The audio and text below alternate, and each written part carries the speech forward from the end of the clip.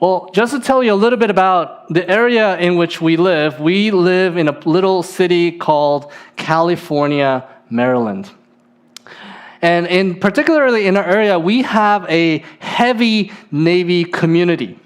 And most days you won't notice that we have a very heavy naval community until Memorial Day, which is one of the few days of the year when you feel that Navy proud all around you wherever you go.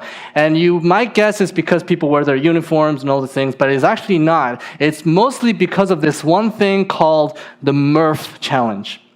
For 2 years, I called it the Morph Challenge. The morphing challenge, until someone had to correct me and say, that's not it, that's not right. It's the Murph Challenge. You may have heard of it. The Murph Challenge is basically an intense workout set out in honor of this one guy named Lieutenant Michael P. Murphy. And his story is actually quite amazing. Lieutenant Michael P. Murphy was the officer in charge of a 4-man SEAL team, and their mission was to find an enemy leader in Afghanistan. Shortly after arriving in the area, the team was spotted by 3 goat herders who were just passing by. Now, today it is believed that it was these goat herders who immediately reported the SEAL team's position to the Taliban fighters. Immediately, a fierce gun battle began on the steep faces of the mountain between the 4-man team and a much larger militia force. Now, due to the mountain terrain, there was very poor reception, and the lieutenant could not make contact with HQ to request for an evacuation. So what they needed to do was for someone to get to higher open ground for a better reception while exposing themselves to enemy fire. This was obviously a suicide mission. Now, the men didn't need to draw straws, or they didn't need to play rock, paper, scissors to see who would go, because immediately Lieutenant Murphy, without hesitation, moved away from the protective rocks, knowingly exposed himself to increased enemy gunfire, and immediately became a target practice for soldiers with rifles. As the bullets were flying around him, Lieutenant Murphy managed to make contact with HQ, and he requested assistance. And during his call, at one point, he was shot several times in the back, causing him to drop the transmitter, but he casually just picked it back up and finished the call to give enough time for his men to escape. Now, Lieutenant Murphy fought bravely, but unfortunately, only one member of his 3-man team managed to escape safely before he himself was killed. Lieutenant Murphy was selfless, he was brave, he was sacrificial, and he was awarded the Congressional Medal of Honor. And today, many on Memorial Day honor him and his sacrifice and his memory through this one thing called the Murph Challenge. Now, occasionally we hear stories like this, and they wow us. And they also make us wonder how we would have conducted ourselves in the same situation. What if we were in the same shoes as Lieutenant Murphy? It makes us reflect and measure ourselves against the ideals of selflessness, strength, and bravery. I mean, we all want to live lives of integrity. We all want to live lives of honor and sacrifice. We all want our kids to remember that we lived a good, sacrificial, honoring life. But the question is, when the time comes, will we be faithful to those virtues, or will they go out the window? I mean, we would like to believe that we would measure up, that we would rise to the occasion and uphold our integrity. Well, in our passage this morning, the Apostle Peter is writing to a particular group of Christians. These were exiled Christians. Now, to be an exile means that your home and your possessions and your friends and your family and your culture and your food and your peace and stability, all the things that give you a sense of security in life have been removed from you, not by choice, but oftentimes by force. And these exiles had to make a choice. See, having been exiled from their homes, and as their lives were sinking, the question became, will they adopt an every man for themselves motto, or will they rise to the call of their Lord? Because you see, they had practical questions on how to live as Christians. They had questions such as, what does my Christianity look like when you don't have a building to worship in or pastors around you? Does worship still matter when your neighbors are going to temples? Or does evangelism even matter when you can't really invite people to church? They had questions such as, how do you maintain Christian values when you live among people who don't know God, don't care, and the advice is just to indulge in the culture, to survive by all means? But also, how do you interact and live among people who mock you, who are hostile against you, especially for your beliefs? Now, in order to strengthen the believer's resolve to rise to the call, Peter, the Apostle Peter, being a good pastor, he offers this gospel promise. He wants to promise them that you are Jesus' great treasure. So stand on him as your cornerstone. You are Jesus' great treasure, so stand on him as your cornerstone. More specifically, when things get tough, Jesus' love leads us to pay closer attention to three things.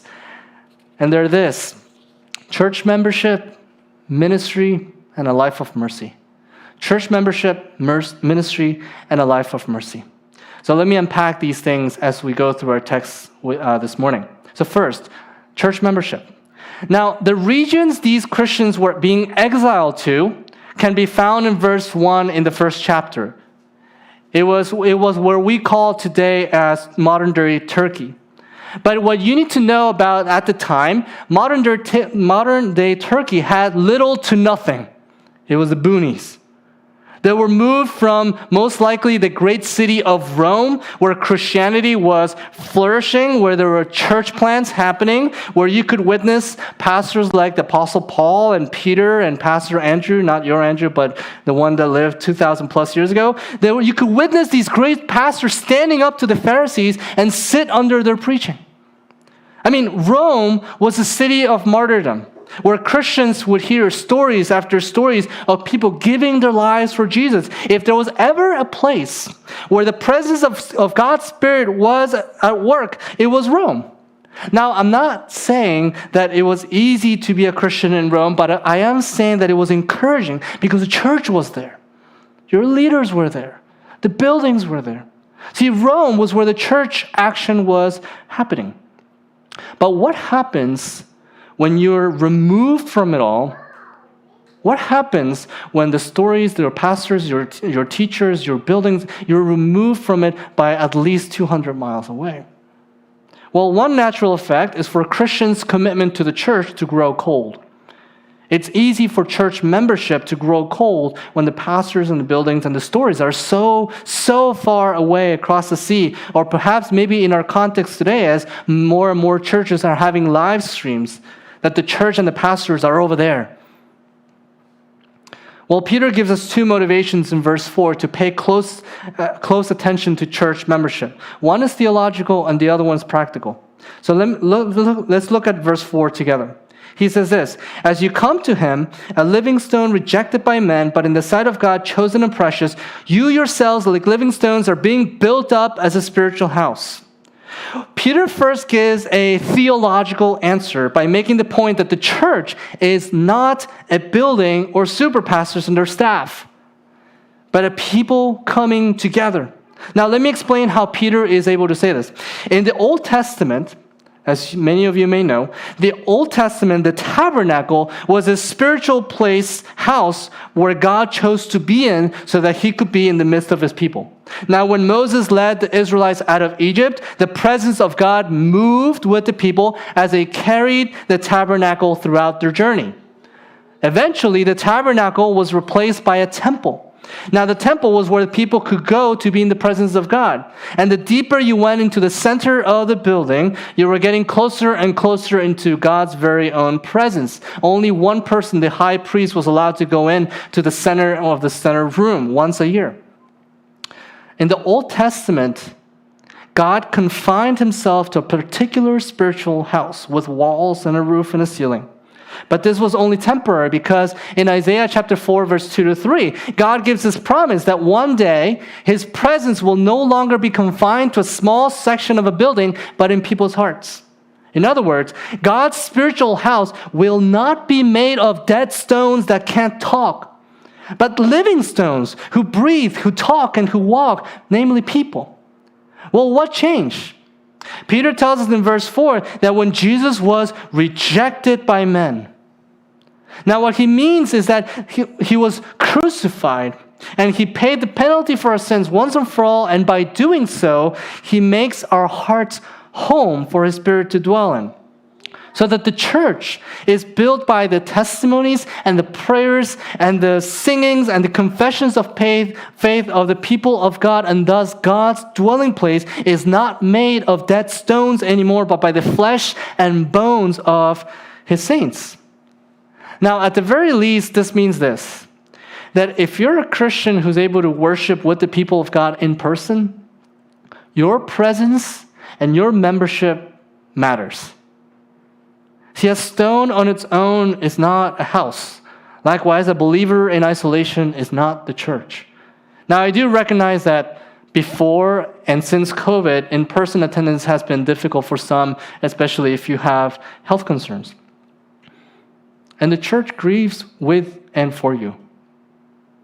If you're anything like my home church, Cornerstone, there are certainly members who may fall in that camp.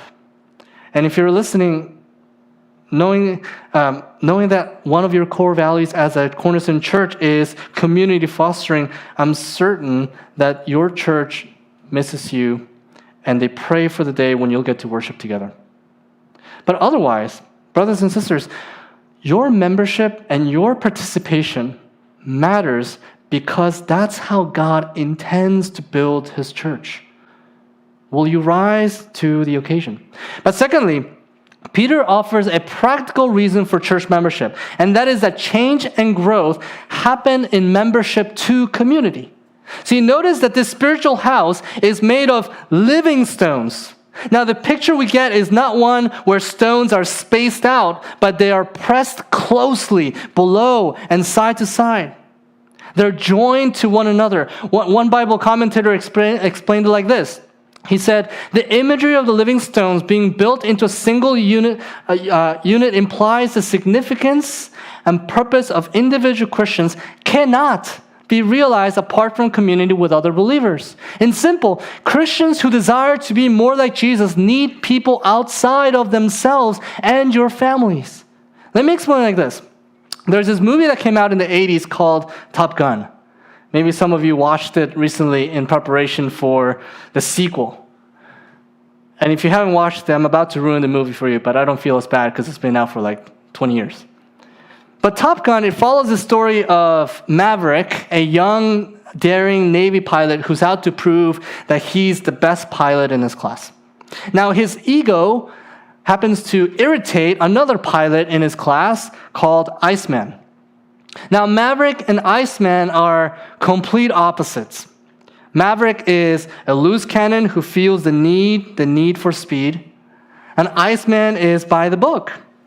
And throughout the movie, they clash over and over in the classroom, in flight, and even in beach volleyball. Now, it's clear that Iceman and Maverick do not like each other one bit. However, through the clashing, throughout the movie, or even though they couldn't stand each other, but by the end of the movie, Iceman says to Maverick, one of the cheesiest lines in movie history, "You can be my wingman anytime." Now, what made him say that? It's because they both realized that they're better pilots because of each other. At the end of the movie, they realized that as the Navy pressed them together, there was a process of refinement in their character and skill that would not have happened without the other. To put it simply, why should we care about church membership and participation? Because your growth in Christ-likeness happens best when Maverick meets Iceman. When brothers are joined to other brothers, when sisters are in accountability with other sisters, when leadership is encouraged by its members, and members are cared and served for by their church officers. This is a spiritual house God delights to dwell in. This is how heart transformation happens. See, a living stone is good, but a spiritual house is better. Now, if you've ever gone hiking, You may have seen along the trail a pile of stones neatly stacked on top of each other. It's called a cairn. I didn't know it had a name, but it's called a cairn. Now, there's a beauty to them, isn't there? So much so that you don't dare knock them down because you might bring a curse upon yourself. But instead, if there's room, what do? You look for not any stone, but the right stone to build it up. Let me say it like this. Each Christian is too precious of a stone for God to not use in his building project. Your brother and your sister in the church have been carefully selected by God and placed above, below, side to side, so that together you may radiate the beauty that you could not achieve on your own. Now, what is the measure of Christ's love for the church membership? It's long and it's wide. When things get tough, he calls us to pay close attention to it, as it's his gift for us. Secondly, not only is there a need to pay close attention in church membership, but also on our Christian ministry, which is our second point. Peter moves on to address a very possible question the exiles may have, and that is that if we're in a new place, and if there are no pastors here and preachers, who will do the ministry? And his answer is, you. Look at the second half of verse 4-5 with me. He tells them, you're being built up into a spiritual house to be a holy priesthood, to offer spiritual sacrifices acceptable to God through Jesus Christ. And then again in verse 9, he continues, but you are a chosen race, a royal priesthood, a holy nation, a people for his own possession, that you may proclaim the excellencies of him who called you out of darkness into his marvelous light. Now, in this remarkable statement, Peter wants to dispel the myth that there's a separation between holy work and regular work. That there's a hierarchy of Christians within the church who are more spiritual because of the type of work they do, and everybody else is just a regular church member. Because for Peter, there is no such thing as a regular church member. But all Christians are priests. And this is an astounding statement because in the Old Testament, the role of priest was only reserved to a few, the proud, the priests. But now that status and role has been expanded for all believers. Now, Peter here is quoting from Exodus 19, where one day God promises to make his people a kingdom of priests, and this kingdom of priests will be his greatest possession. Now, for Peter, this happened when Jesus went to the cross for you. Because when Jesus went to the cross for you, he showed you that you were far too precious just to be a regular church member. That he didn't die for different tiers of Christians, but rather that every single living stone that comes to him is a royal pivotal stone. What this means then is that there is no such thing as holy and non-holy work, nor is there such a thing between super Christians and regular church members. Because you see, in Christ, from the youngest to the oldest, from the weakest to the strongest, from the sick to the healthiest, from the richest to the poorest, you are a holy priest. So ministry is not just the things that happen in the church done by a few. Ministry is rather also at home, when you lovingly care for your family. Ministry is at work, when you treat people with dignity and let your speech be gracious and gentle. Ministry is in your internet presence, how you use words with wisdom to encourage and not slander. Ministry is in your leisure, when you enjoy things with thanksgiving without indulging. Ministry is in your budget, when you give sacrificially and generously, not out of duty or pity. Ministry is in your marriage, when you're the first to forgive and not hold past wrongs as ammunition for the future. See, ministry is when you're coaching sports, when you host a dinner party. It's everything you do because it's who you are. You're a priest, and as a priest, you're a window for others to see the beauty of Jesus. Now, recently I heard someone say that for some people in your life who are not Christians, for them, you might be the only Bible they'll ever read. As priest, every single Christian is called to keep a close eye on ministering in all areas of life. But there's also a little bit of a caution as Peter uses this imagery of a priest seeking to do ministry. And that is that priests, although they performed holy duties, if you read Leviticus, that long book in the Bible where we usually skip it. But if you take the time to actually read it, there was a long process that before any of their good work began, these priests had to go through a personal ritual to make sure that they were clean. Now, for the sake of time, let me summarize like this. Some of you in this room, you're very good at checking the boxes of being a good husband, good father, good worker, good friend, good son, good daughter, good citizen, you name it, you fill in the gap. You have a very strong moral compass. You know what's wrong, you know what's right. This image of priests cautions us to pay careful attention to our good acts because it is in the moments when we are right, when we do good, that our hearts are most susceptible to pride. It is usually when you're right in an argument that you feel the greatest temptation to judge the other person as an idiot. It is when you've done all your spousal duties perfectly, when you feel the greatest temptation to now feel entitled.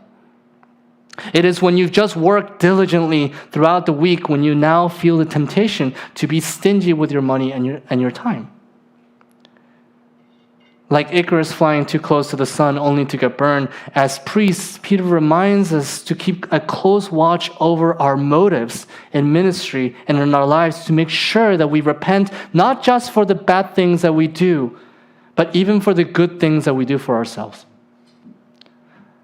Now, this is a very high bar for exiled Christians, and maybe even for us today. Where is the power to live like this? Which is why Peter concludes his letter by asking the exiled Christians to pay close attention to mercy. For the closer we look at mercy, it helps us commit to one another, and it helps us to live as priests. So let's look at that, mercy. From verse 10 to 12, Peter's focus for Christians is mercy. Now you have to ask the question, why? Because unlike today, where we as a society have come to cherish mercy and mercy ministry is a good thing, and even you don't have to be a Christian to say that mercy can be a good thing, back in Roman times, that was not the norm. Plato, for example, thought that children should only be allowed to live if they were malleable, disposed to virtue, and physically fit. If not, parent, you had a moral responsibility for the good of society and the life quality of your child to dispose of them, and it was often referred to as mercy killing. In terms of healthcare, what was healthcare like? Well, in Roman healthcare system, it was only available to soldiers or people who could contribute economically to the empire. Otherwise, mercy for the jobless and the sick meant a quick death. Now, how could Rome, as one of the most advanced societies at the time, come to this conclusion of mercy? Some believe it comes from the founding story of Rome. It was believed that once upon a time there were two brothers, Romulus and Remus, who got into an argument as to who would rule this new city that they were building. It was more merciful to spare you of the weaker one. So Romulus eventually kills his brother and gives birth to a city where the weak die and the strong live. This is why Peter in verse 10, he says that for Christians, that is not our story. Look what it says. He says, once you were not a people, but now you are God's people. Once you have not received mercy, but now you have received mercy. What is Peter saying? The Christians have a different founding story. That our origin story is not vengeance, but mercy. When there was a clash between two brothers, the older brother, instead of squashing the other, he lays down his life. See, for Christians, Jesus' death gives birth to a city where the strong die so the weak could live. Where mercy is not for the strong, but for the weak. And at the time, this would have sounded absurd, especially if you were in exile. Here's why. Because it was a dog-eat-dog world. But Peter says in verse 6, "Behold, I am laying in Zion a stone, a cornerstone, chosen and precious, and whoever believes in him will not be put to shame. The stone that the builders rejected has become the cornerstone, a stone of stumbling and a rock of offense. Now, verse 6 is a quote from Isaiah chapter 28, verse 16. And we're about to do a little bit of Old Testament lifting, so stay with me. In Isaiah 28, God is declaring judgment over the nation of Ephraim, not a pagan nation, but a Israelite nation, because the rich, the beautiful, and powerful people of Ephraim only took care of themselves. And in verse 7, even the prophets and the priests, who ought to have been the chief promoters of mercy, were getting drunk and vomiting all over the table, leaving no room for others to sit and experience hospitality. In simple, God's people in Isaiah 28 were building a nation with the foundations of comfort, wealth, and power and the beautiful. Why? Because weakness is repulsive. Humility is a disadvantage. Mercy is dead weight. And this is what every society was doing at the time. And I would argue even today, to some degrees. You know, the World Cup is only a few months away. And what happens every 4 years when the World Cup takes place is that countries will call back their best players who are playing internationally overseas to come home. Why? To form the strongest possible national team ever. Korea has not called me back yet. Neither has the US. That's for 2 for 2. I mean, if you're going to build a rival civilization, if you're going to build an A team, you would pick the most expensive stones. Be more selective on your citizenship. Cast the weak out, keep the strong, build a large army and economy. So it's shocking when God in verse 16 decides to build a nation, and for his first pick of the draft, his first pick, Peter says in verse 7, his cornerstone is the very one rejected by men.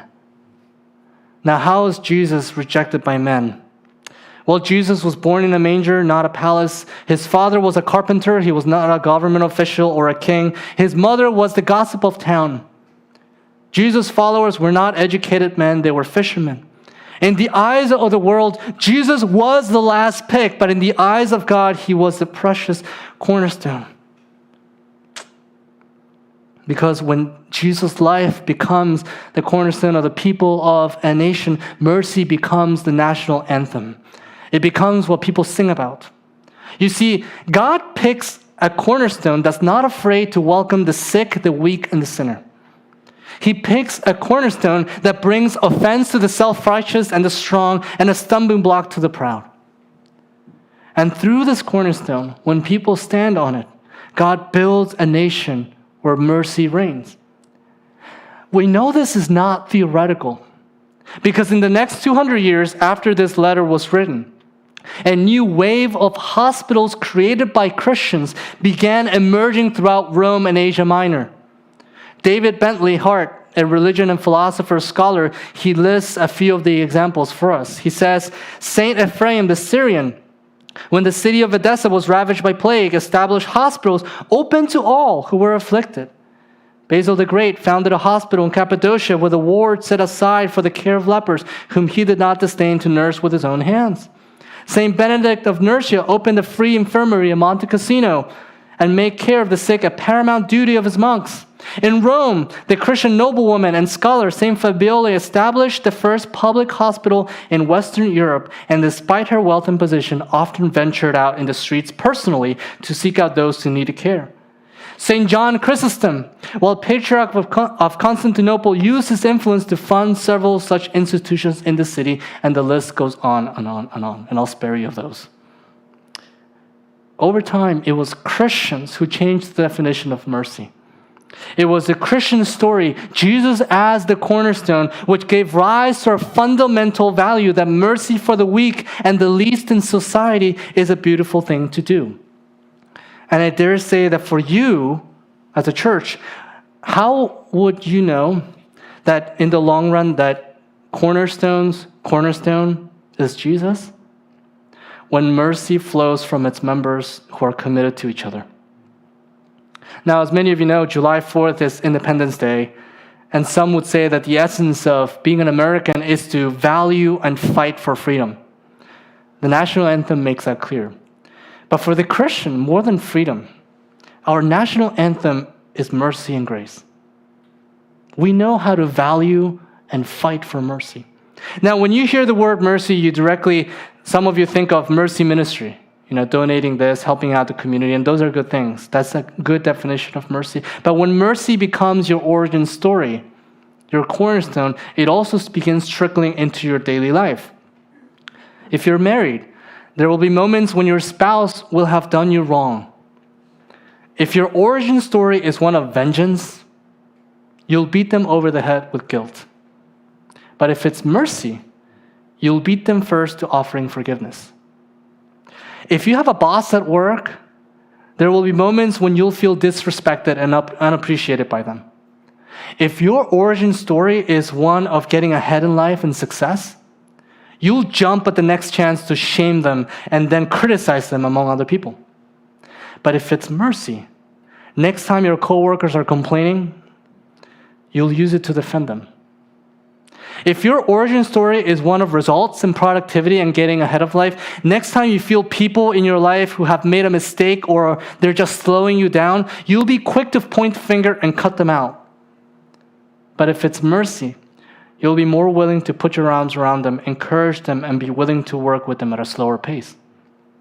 Friends, where comes the power to love and minister to others? When our cornerstone is mercy. When our hearts never lose sight of God's mercy for us, that in Christ, God sees us in delight only because Jesus was looked on in wrath by the Father. Only then will we be drawn to show mercy, not towards the strong, but the weak. The ones at fault, and I dare say even our enemies, will be drawn to open our doors to those who the society wants to keep out. Now, let me offer just one more application to chew on. And I want to be careful with this because I love this church, I love your leadership here, and I would like to be invited back, if not to preach, at least to worship with you guys. But I also want to be careful with this because I know that I can be a very poor communicator. About a month ago, the Supreme Court made the decision to overturn Roe versus Wade.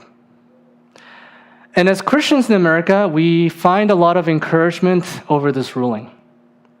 But let me challenge you with this.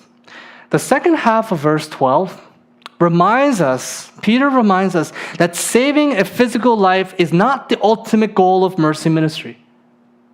It's spiritual.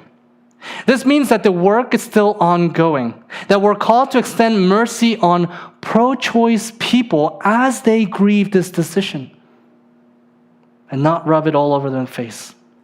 That means not slandering them or shaming them. See, mercy is showing gentleness and kindness. It is withholding judgment and retaliation, all in the hopes so that they will come to know Jesus and not in the hopes that they will just agree with you on a subject. It means that we not only see the unborn as preciously made in the image of God, but also people on the other side of the debate as well. So let our words and demeanors towards them be full of mercy, in hopes that they will be led to Christ. Here's another thing to consider. In light of this decision, it means that we as a people of mercy, we should seek out ways to be involved in young women's lives now. It means making it as simple as making it a prayer request for God to bring into your life someone in need of mercy and support. Because I think, honestly, quite often when we get rulings like this, we look around and for some of us, our lives, we don't know someone who's struggling in this way. But mercy means that you even pray for it. You request it. Why? Because we ask for the opportunity to do mercy not for physical salvation, but spiritual. We hope that people will meet Jesus through us and see that our mercy has no ends towards friend or towards foe, because Jesus as our cornerstone, Jesus as our ground zero, Jesus as our origin story, his mercies never, ever come to an end. Church, you are a royal priesthood. You are Christ's treasured possession. People born from mercy, for mercy. Stand on him as your cornerstone. Come to him together as living stones. And when history remembers the church in Lansdale, the church will not be put to shame. Let's go to God in prayer.